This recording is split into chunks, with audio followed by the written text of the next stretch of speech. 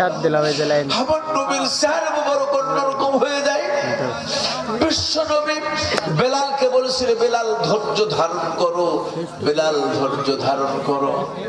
আমার ভাইরা, ঠিক এই সময় হযরতে বেলাল তখন আল্লাহর নবীর কাছে বেলালকে নিয়ে হযরতে আবু বকর সিদ্দিক রাদিয়াল্লাহু তাআলা আনহু যখন উপস্থিত হলেন, আল্লাহর নবীকে বলছে, ইয়া রাসূলুল্লাহ, বেলালকে আজাদ করেছি। আমার নবীজি তখন বলছেন, আবু বকর, বেলালকে আজাদের ব্যাপারে আমাকে কি শরীক করবা না? আমাকে কি শরীক করবা না? হযরত আবু বকর কয়, ইয়া রাসূলুল্লাহ, আপনাকে শরীক করব না, বরং আমি বেলালকে সম্পূর্ণরূপে আজাদ করে দিয়েছি, আর আজকে থেকে বেলাল আপনার। আল্লাহু আকবার। বেলাল আপনার, ইয়া রাসূলুল্লাহ। আমার ভাইরা, বিশ্ব নবীজির সাথে বেলাল মক্কায় থাকলেন। নবী আমার যখন হিজরত করলেন, হিজরতের পরে বেলাল মদিনায় পৌঁছালেন।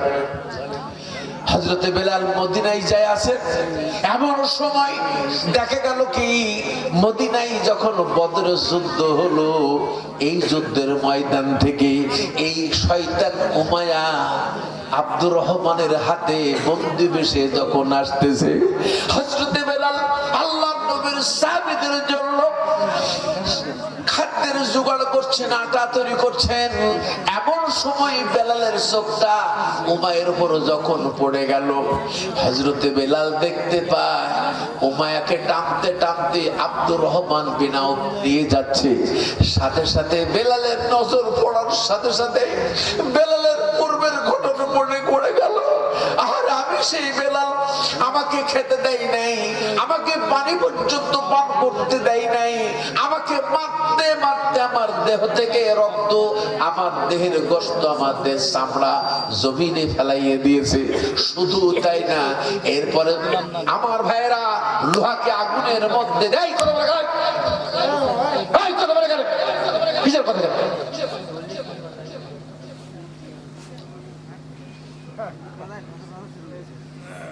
বলছিলাম রাগ করছেন নাকি?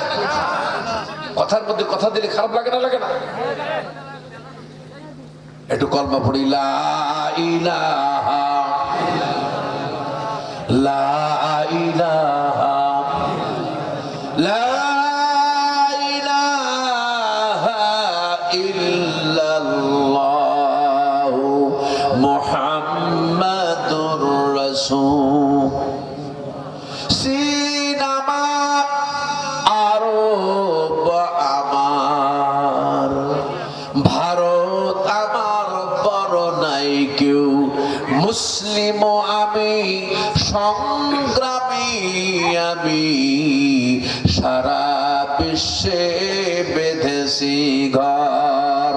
লা ইলাহা, মহব্বতের সাথে বলেন, লা ইলাহা লা ইলাহা ইল্লাল্লাহু মুহাম্মাদুর রাসূল। আমার ভাইরা বিরক্ত হয়েছেন নাকি? হযরতে বেলাল আটা রেডি করছে, চোখ পড়ে গেছে উমায়ের উপরে। কার উপরে? আমার ভাইরা, হযরতে বেলাল যখন উমায়ের দিকে নজর পড়ল, পূর্বের সেই কঠিন দিনের কথা তার স্মরণ পড়ে গেছে। কারণ তার ক্ষত বিক্ষত শরীর, জীবন চলে না। এমন সময় লোহাগুলা আগুনের মধ্যে লোহার পাত ঢুকাইয়া দিয়েছে। যখন গরম উত্তপ্ত লাল টকটকে লোহাগুলা হয়েছে, ওই লোহা উঠাইয়া বেলালের শরীরের উপরে ধরেছে। বেলালের গায়ের চামড়া গুলা, গোশত গুলা পুড়ে এমন ভাবে দুর্গন্ধ, পোড়ার দুর্গন্ধ প্রকাশ হয়েছে, যেই দুর্গন্ধটা উমাইয়া আর নাকে সহ্য করতে যখন পারে নাই, তখন বেলালকে পুরানা বাদ দিয়ে দিয়েছে। এই দুঃখ, এই কষ্টের কথা সে বলে নাই। হযরতে বেলাল যখন দেখল উমাইয়াকে টানতে টানতে নিয়ে যাচ্ছে, এমন সময় হযরতে বেলাল বলছে, ভাই আব্দুর রহমান, আল্লাহর নবীর সাহাবীরা, তোমরা যাকে ধরে আনছো ওই উমাকে খবরদার তোমরা ছাড়িও না। বলার সাথে সাথে কোথায় যাবা, এক মুহূর্ত দেরি করে নাই, আর তাকে বাঁচানোর কোনো প্রশ্নই আসে নাই। দৌড় দিয়া চলে গেলেন। এই 7-8 জন আল্লাহ নবীর সাহাবী ওই জায়গায় পিটাইয়া উমায়াকে জীবনের মতো শেষ করে ফেলাইয়া দিল। কিতাবে আছে। আমার ভাইরা, তাই বলছিলাম যদি কেউ ফিরে আসে আল্লাহ পাক তাকে মাফ করেন। যেমন আল্লাহ নবী ফতে মক্কার পর নবীর কলিজার টুকরা চাচা কলিজাখানা ওদের প্রান্তরে কেটে বের করে হেন্দা নবীর সামনে দাঁত দিয়ে চাবিয়ে চাবিয়ে খেয়েছিল। আল্লাহ নবী এই দৃশ্য সহ্য করতে পারে নাই। নবীর কলিজার টুকরা চাচা আমির হামজার জন্য নবীর চোখের পানি উহুদের ময়দানে পড়েছে। নবীর দমদান মোবারক উহুদের ময়দানে শহীদ হয়েছে। নবীর মুখের রক্ত দেয়া মুখখানা রঞ্জিত হয়েছে। নবীর কপালের উপরে কাফের বেঈমানেরা যখন তরবারে আঘাত এনেছে, তরবারের কড়া বিশ্ব নবীর মাথার মধ্যে ঢুকে পড়েছে। নবীর রক্ত দিয়া কপাল রঞ্জিত হয়েছে, মুখ ভরে গেছে, রক্তগুলা টপ টপ করে উহুদের ময়দানে পড়েছে। আল্লাহ নবী ময়দান থেকে রক্ত হাতের মধ্যে উঠে নিয়ে নবী আমার বলেছে, আল্লাহ যেই জাতি তাদের নবীর রক্ত দিয়ে জমিন রঞ্জিত করে ওই জাতি কখনো উন্নত এবং কল্যাণ এবং ওই জাতি কখনো মুক্তি পেতে পারে না। এই দেখেন আল্লাহ নবী বললেন উহুদের ময়দানে। সাথে সাথে আল্লাহ নবী যখন ফতে মক্কা হয়ে গেল, মক্কা বিজয়ের পর আল্লাহ নবী তাদের সব মাফ করে দিলেন, সাধারণ ক্ষমা ঘোষণা করলেন, সাধারণ ক্ষমা ঘোষণা করলেন। দৃশ্যখানা একটা বৃদ্ধা মানুষ তার মালপত্র নিয়ে যখন পালায়া যায়, নবী দেখেন ওই বৃদ্ধাটা মালপত্র একবার নিতে গিয়ে বড় কষ্ট পাই, তার জীবন চলে না। নবী আমার মিষ্টি করতে যায়, কই মা এই মালগুলো আপনি কোথায় নিয়ে যান? বলে তুমি বোধহয় জানো না আব্দুল্লাহর বেটা মোহাম্মদ মক্কা দখল করেছে, তার হাত থেকে বাঁচার জন্য আমি আমার গোত্রের কাছে ওই পাহাড়ে ফিরে যাই। আল্লাহর নবী বললেন, মা গো তোমার এই মালগুলো আমি যদি মাথায় করে নিয়ে যাই তুমি কি আমার মাথায় বহন করাবে? ওই মহিলা আল্লাহ নবীর চেনে না, কোনো দিন দেখে নাই। নবী আমার মালগুলো মাথায় করে নিয়ে এখন বৃদ্ধা বলছেন, বাবা এই গুহার মধ্যে আমার কবিলার লোক আছে, এই জায়গায় রাখো। এবার তাদের ডাক দেয়, ও কবিলার লোক রে, আমারে কেন ফেলে আসে? নবীজি মালগুলা লেখে বলছে, মা আপনি এখন নিরাপদে চলে যান। এবার মহিলা তখন বলছে, বাবা রে তুমি বিনা টাকায় এত কষ্ট করে আমার মালগুলা বহন করে আনলে, তোমার পরিচয়টা তোমার জানা দরকার, বলো বাবা তোমার নামটা কি? বিশ্ব নবীজি তখন চোখে টলমল পানি নিয়ে কয়, মা গো তুমি যে আব্দুল্লাহর বেটা মোহাম্মদের ভয়ে মক্কা ঘর বাড়ি ছেড়ে পাহাড়ে আশ্রয় নিচ্ছ, আমি হলাম সেই আব্দুল্লাহর বেটা মোহাম্মদ। বৃদ্ধা হাউ করে কেঁদে বলে, রে তুমি যদি আব্দুল্লাহর বেটা মোহাম্মদ হও, আমি আল্লাহ পাকের জাতের কসম দিয়ে বলছি তুমি মোহাম্মদ কখনো মানুষ মারতে পারো না। জোরে বলুন না সুবহানাল্লাহ। বৃদ্ধা কয়, আয় কবিলার লোকের আয়, আয় ফিরে আয়, আয় রে আয় ফিরে আয়, আয় ফিরে আয়, কোনো ভয় করবি না। এবার বৃদ্ধা বলছে, বাবা রে আর যত বাঁচবো কিনা জানি না, তোমার সাথে আর আমার দেখা হবে কিনা জানি না, আমার জীবনের মতো একবার শেষবারের মতো পড়ায় নাও লা ইলাহা ইল্লাল্লাহু মুহাম্মাদুর রাসূলুল্লাহ। এই বৃদ্ধা ইসলাম কবুল করে মুসলমান হলো। সুবহানাল্লাহ। কোন সেই নবীর উম্মত আমরা, সেই নবীর দল হলো কোরআনের দল। জোরে কোন কার দল? জোরে কোন কার দল? যারা এই কোরআনকে অনুসরণ করবে, কোরআনের উপর ঈমান আনবে, আল্লাহর নবীর ইত্তেবা যারা করবে, তারা তাদের জীবন উৎসর্গ করবে, তবু তারা কোরআন ছাড়া কখনোই তারা কোরআন ছেড়ে দেবে না, আল্লাহর নবীর আদর্শ কখনো ছাড়বে না। ভাইরা আমার, আর যারা কোরআন পড়ে নাই, কোরআনের আদর্শ গ্রহণ করে নাই, বিশ্ব নবীর ইত্তেবা অনুসরণ যারা করে না, এই মানুষগুলো যখন খেলা দেখবে দুনিয়ার সবাইকে ফেলে পালায়া যাবে, কারোর কথা তারা ভাবার টাইম পাবে? জোরে কোন পাবে? পাবে না। তাই আমি আপনাদের খেদমতে আরজ করতে চাই, বিশ্ব নবীজি আল্লাহর নবীর পথে আমরা সকলেই থাকবো, রাজি আছি? কোরআনের পথে আমরা চলবো, রাজি আছি? রাজি আছি সবাই? আমার ভাইরা, যতদিন পর্যন্ত বাঁচবো আমরা কোরআনের আইন অনুযায়ী চলবো, রাজি? কারা কারা রাজি? হাতটা তুলে দেখান। কোরআনে যা আছে আমরা তাই পড়বো না, হাতটা নামাই ফেলি। আলহামদুলিল্লাহ, আল্লাহু আকবার, যেরকম নারায়ে তাকবীর, যেরকম নারায়ে তাকবীর। তো ভাইরা আমার, আমি আপনাদের খেদমতে বলতে চাই, ইসলাম আল্লাহ কোরআনের মালিকানা কে ভাই? তাহলে জমিনের মালিকানা আপনার আমার মালিকানা কারা? যেরকম না কে? আপনি শক্তি দেখাচ্ছেন, তাকত দেখাচ্ছেন, ক্ষমতা দেখাচ্ছেন, জুলুম করছেন, অত্যাচার করছেন, আপনি মানুষের রক্তপাত ঘটাচ্ছেন, মানুষের চোখ দিয়ে পানি ফেলছেন, মানুষের আপনি কি বিধবা মারছেন, আপনি সন্তানকে আপনি কি অনাথ করছেন, আপনি কি আপনাকে শক্তি, এই শক্তিটা আপনাকে কে দিয়েছে? যেরকম কে দিয়েছে? বান্দা কার? বান্দা আল্লাহ, জমিন আল্লাহ, শক্তি দিয়েছে আল্লাহ। এই আল্লাহ ইচ্ছা করলে আপনাকে 8 ঘন্টার মধ্যে খবর করতে পারে না? পারে না? যেরকম পারে কিনা?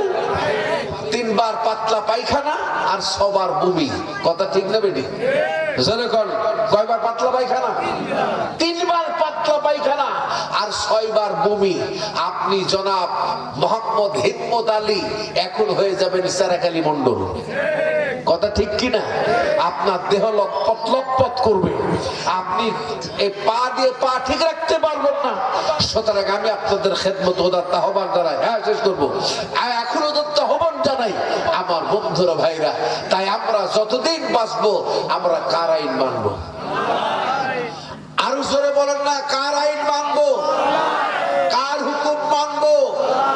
আল্লাহর আইন প্রতিষ্ঠিত যতদিন পর্যন্ত না হবে, যতদিন পর্যন্ত আল্লাহর কোরআনের রাজ জমিনে কায়েম না হবে, যতদিন পর্যন্ত 5 ওয়াক্ত নামাজ বাংলার মুসলমানের জন্য সংসদে পাঠ না হবে, যতদিন পর্যন্ত কাদিয়ানীদের কাফের ঘোষণা না করা হবে, যতদিন পর্যন্ত সুদ ঘুষ মদ জুয়াতে না ব্যভিচার বন্ধ না হবে, ততদিন পর্যন্ত আমরা কোরআনের পথে আল্লাহর পথে চলবো। কারা কারা রাজি আছেন? দুটা হাত তুলে আল্লাহু আকবার বলে দেখা। নারায়ে তাকবীর, নারায়ে তাকবীর। আল্লাহ আমাদের সবাইকে কবুল করুক, আমরা বলে আমিন। আমার বন্ধুরা, এখন শেষ করব, রাত অনেক হয়ে গেছে, আপনারা বিরক্ত হয়ে গেছে। ও ভাই, আপনারা বিরক্ত হয়ে গেছেন। আসলে একটা বিষয় আমি আপনাদের অনুরোধ করি, ভাইরা আমার, আমি গত 1-1.5 বছর আপনাদের কাছ থেকে দূরে, প্রায় 1-1.5 বছর না, প্রায় 8-10 বছর বললেই চলে। কারণ আমি ইন্ডিয়াতে একটানা প্রোগ্রাম করতাম, একটানা ইন্ডিয়াতে। কারণ 2 মাস 1.5 মাস 1 মাস ইন্ডিয়াতে থাকতাম, সারা ইন্ডিয়া আমি সফর করেছি, ভাইরা আমার। এই কারণে বাংলাদেশ টোটাল স্টপ হয়ে গেছে। মাঝখানে গত বছরের আগের বছর কিছু কিছু জেলা প্রকাশ হয়েছিল। আমার ছোট ভাই মনোয়ার আমাকে অনেক আগের থেকে চিনত, আমাকে খুব ভালোবাসে, আমি তাকে ছোট ভাইয়ের মতো ভালোবাসি। এই পলাশবাড়িতে আমি অনেকবার আমি এসেছি, ভাইরা ভাই। কিন্তু গত 1 বছর আগে আমি ঢাকা থেকে এসে সান্তার স্টেশনে নামে আমি যখন গাড়িতে উঠতে যাচ্ছি, তখন আমার পকেট থেকে মোবাইলটা আল্লাহর রাস্তে বের করে নিয়েছে। কি বলবো, 2টা সিম ছিল, সেই আমার আজ 20-24 বছর আগে, মানে কি বলবো, তারও বেশি, আমার প্রথম জীবনের সিম। যেই সিমের দাম ছিল 11,000 টাকা, সেই এমনকার সিম 01711981979, এই সিমটা আমার হারিয়ে যায়। আমার বড় ছেলে তার নিজের ফিঙ্গার দিয়ে আমার এই সিমটা রেজিস্ট্রেশন করে সে এখন বড় ছেলে মালয়েশিয়ায় আছে, আর সিম আমি রিপ্লেস করতে পারলাম না, এই জন্য গোটা বাংলাদেশ থেকে আমি পুরা বিচ্ছিন্ন। তো ভাইরা ভাই, কিভাবে কিভাবে ছোট ভাই ফোন করে এভাবে কিভাবে কিভাবে আমার নতুন নাম্বার পেয়ে আমার বন্ধুরা আমাকে একটু যোগাযোগ হচ্ছে, কিছু কিছু প্রোগ্রাম আবার ফের করতেছি। তা আপনাদের কাছে এসে এই গভীর রাতে উঠলাম, কিছু কথা বলে আপনারা বিরক্ত হয়ে গেছেন বোধহয় নাকি? কি ভাই, আমি কিন্তু ধারাবাহিক ভাবে একটা বিষয়ের উপর আলোচনা করে অভ্যাস। আপনারা যারা পূর্বে শুনেছেন তারা জানেন, কিন্তু আজকে রাতটা বেশি হওয়ার কারণে আমি ছোট্ট একটা আয়াতের মাত্র দুইটা কথা বলছি। আমরা ঈমান আনিছি কার উপরে? ঈমান এই কোরআনের উপরে এনেছি কিনা জোরে কর। আমরা ইত্তেবা করি কার? নামাজ, রোজা, হজ, যাকাত, যত ইসলামের নিয়ম কানুন, আল্লাহর আদেশ, সৎ কাজের আদেশ, অসৎ কাজে বাধা, এর সবকিছু এই কোরআনে আছে না নাই? তাহলে এগুলা আমল করি রসুলের মধ্য দিয়ে। রসুল আমাদের নেতা ছিলেন, তিনি আমাদের শিখিয়েছেন এই রসুলের ইত্তেবা করা মানে রসুলের অনুসরণ করো। রসুল যা করেছেন আমাদের তাই করতে হবে, রসুল যা ছেড়েছেন আমাদের বর্জন করতে হবে। এটাই হলো ইত্তেবায়ে রসুল। ভাইরা আমার, যাই হোক, এখন আপনাদের খেদমত আরজ করতে যাই, আমার মা বোনদের খেদমতে আমার এক্ষুনি মুনাজাত হবে। মুনাজাত রাখতে আপনাদের বলতে চাই, মায়ের আমার, আপনারা চারটা কাজ করবেন। 1 নম্বর কাজ 5 ওয়াক্ত নামাজ পড়বেন। 2 নম্বর কাজ 1 মাস রোজা রাখবেন। 3 নম্বর কাজ স্বামীর খেদমত করবেন। 4 নম্বর কাজ আপনারা পর্দা করবেন। কারণ ইসলাম পুরুষকে যেমন মূল্যায়ন করে, পুরুষের যেমন অধিকার আছে, নারীদের ঠিক অনুরূপ অধিকার আছে। যখন সুবহানাল্লাহ, বরং কোন কোন ক্ষেত্রে পুরুষের চাই নারীর দাম বেশি না কম? আরো যখন বেশি না কম? অনেক বেশি। নারীর 3টা অধিকার আর বাবার 1টা। যখন আল্লাহ রাসূলকে সাহাবী বলছে, ইয়া রাসূলুল্লাহ সাল্লাল্লাহু আলাইহি ওয়াসাল্লাম, আমি আমার বাপ মার কার খেদমত করব? রাসূল বলছেন, তোমার মায়ের। তারপরে কার? বল তোমার মায়ের। তারপরে কার? তোমার মায়ের। তারপরে কার?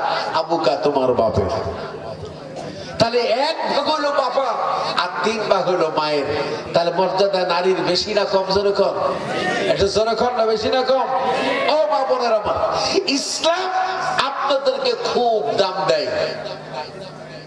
আমার মায়েরা, ইসলামের প্রথম নারী শাহাদাতকারিনী, যিনি এই কোরআনের জন্য, আমার নবীর জন্য, ইসলামের জন্য যে নারী সর্বপ্রথম শাহাদাতের তামান্না পান করেছিলেন, তিনি ছিলেন একজন নারী, আর তার নাম ছিল সুমাইয়া।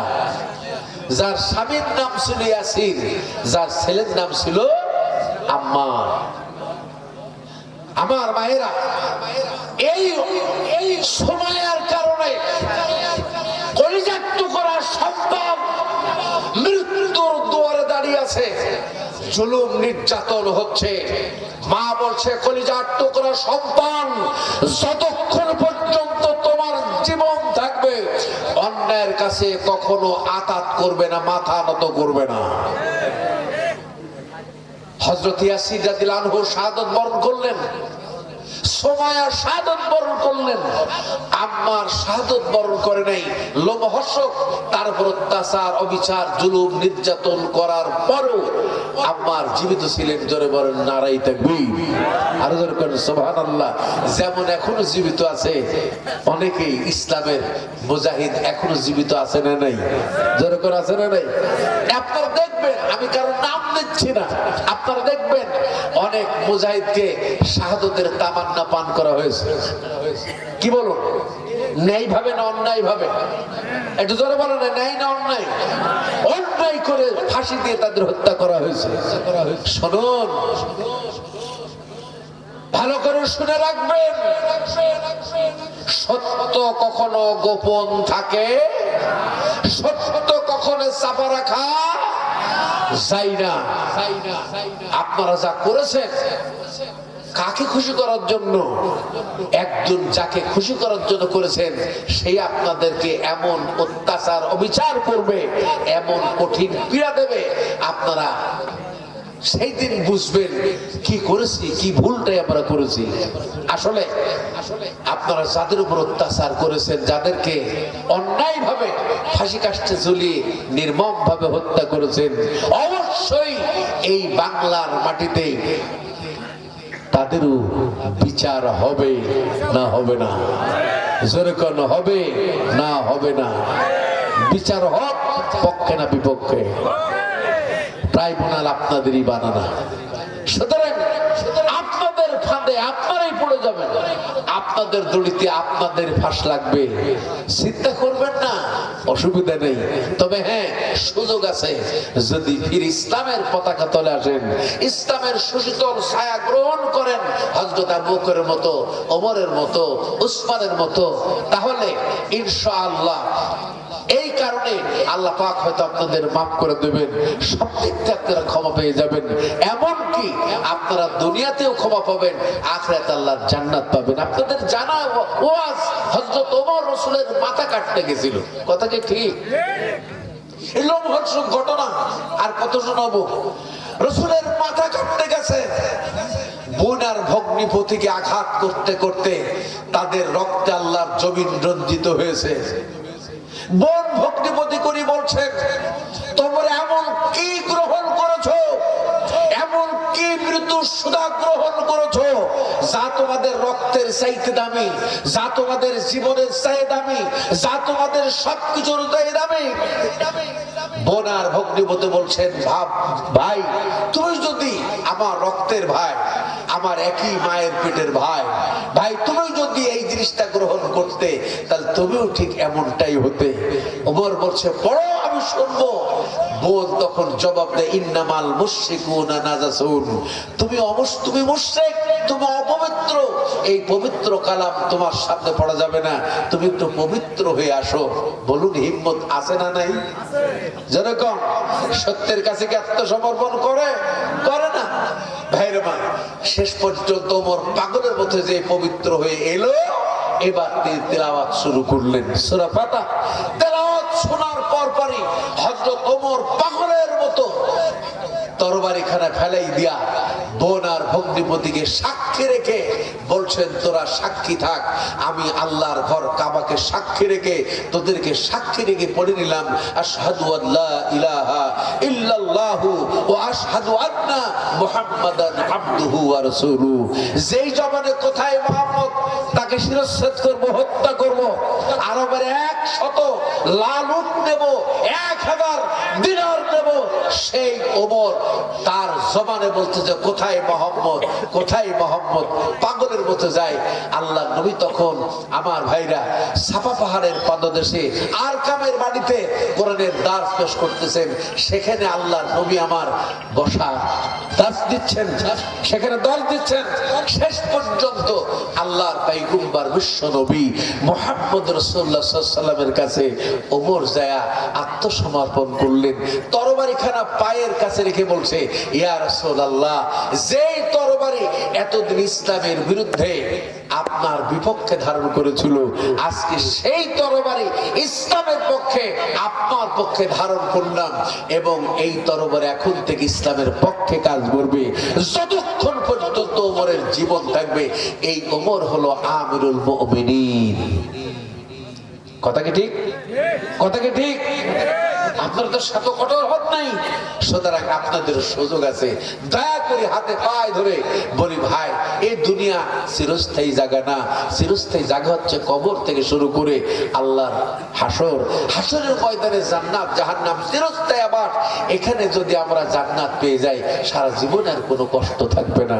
ভাইরা মা, আমরা সেই জায়গায় চাই না বলুন?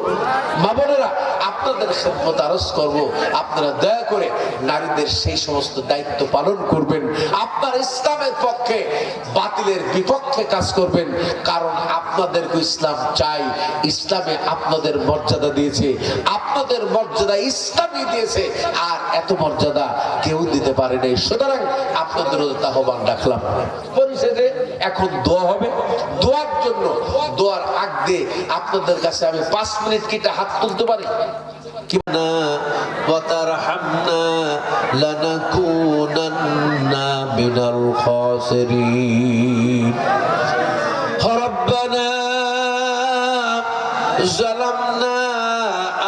أنفسنا وإن لم تغفر لنا وترحمنا لنكونن من الخاسرين রব্বুল আলামিন গভীর রজনী পর্যন্ত যুবকদের উদ্যোগে আজকের এই প্রোগ্রাম সম্পূর্ণ করে তোমার শাহী দরবারে গভীর রজনীতে দুখানা করে হাত তুলেছি। মাবুদ, জানি না আমাদের মধ্যে কোন দুখানা তোমার পছন্দ হবে। ওই দুইখানা হাতের ওসিলাই আমাদের সকলের হাতগুলি তোমার দরবারে মঞ্জুর করে নাও। যা বলা হলো, যা শোনা হলো, যা দেওয়া হলো, যা দান করা হলো, যা দানের প্রতিশ্রুতি দেওয়া হয়েছে মাবুদ, সকলের সব কর্ম তোমার দরবারে কবুল করে দয়া করে যে সব টুকুন দেবে সোনার মদিনায় নবী পাকের রওজা মুবারকে পৌঁছিয়ে দাও। তামাম আম্বিয়া কিরাম, সাহাবায়ে কিরাম, খুলাফায়ে রাশিদিন, আশারে মুবাশশারা, শহীদানদের পাক আরওয়াহ পাকে হাদিয়া খানা পৌঁছিয়ে দাও। আল্লাহ, খাস করে আমাদের যাদের মা নাই, বাবা নাই, আপনজন প্রিয়জন চিরজীবনের জন্য যারা কবরবাসী হয়ে গেছে, মাবুদ দয়া করে ওই জনম দুঃখী মা বাবার কবর আযাব মাফ করে দিয়া আল্লাহ কবরগুলোকে তুমি জান্নাতের বাগান বানায়া দাও। রব্বুল আলামিন, যারা তোমার পবিত্র ঘর আল্লাহ ওয়াক্তে জামে মসজিদ তোমার কোরআন তেলাওয়াত করার এই ঘরটাই যারা যে নিয়তে দান করেছেন, সকলের নেক নিয়তকে তুমি পূর্ণ করো।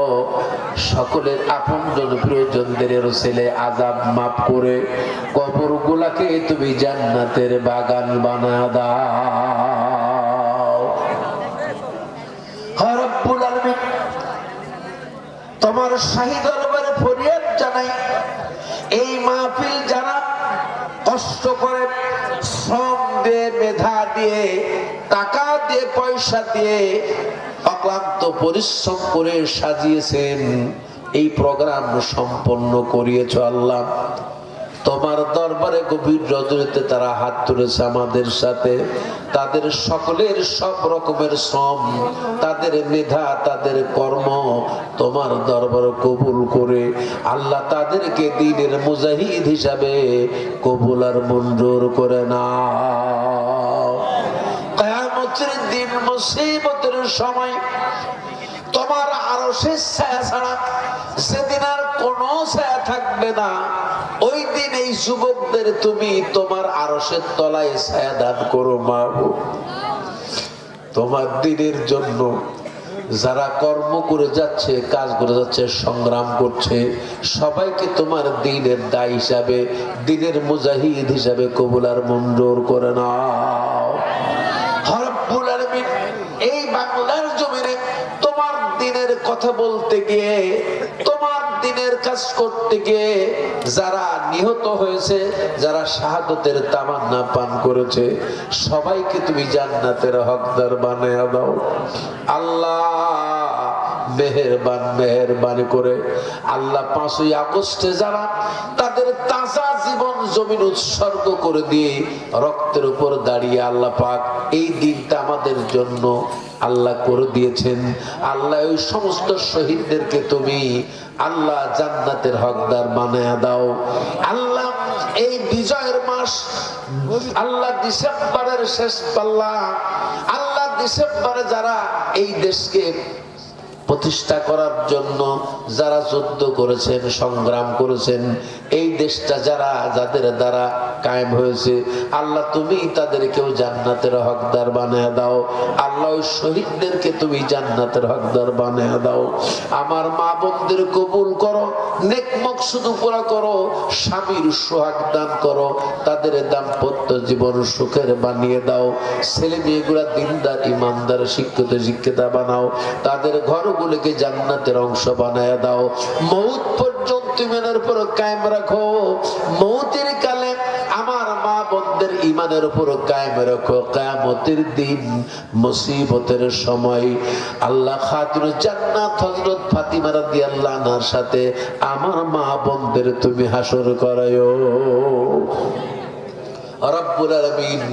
এই মাহফিলটা তুমি কবুল আর মঞ্জুর করো। প্রতি বছর যেন আল্লাহ এখানে একটি করে মাহফিল হয়, এই তৌফিক তুমি এলাকাবাসীকে দান করে দাও আল্লাহ। তোমার দিন যতদিন পর্যন্ত জমিনে বিজয় না হবে ততদিন পর্যন্ত তোমার দিনের কাজের আঞ্জাম দিয়ে যাওয়ার তৌফিক আমাদের দান করে দাও ইয়া আল্লাহ। বাংলার জমিনকে তুমি কবুল করো, বাংলায় শান্তি প্রতিষ্ঠা করে দাও, সকল কুচক্রী মহলকে তুমি নেস্তানাবুদ করে দাও আল্লাহ।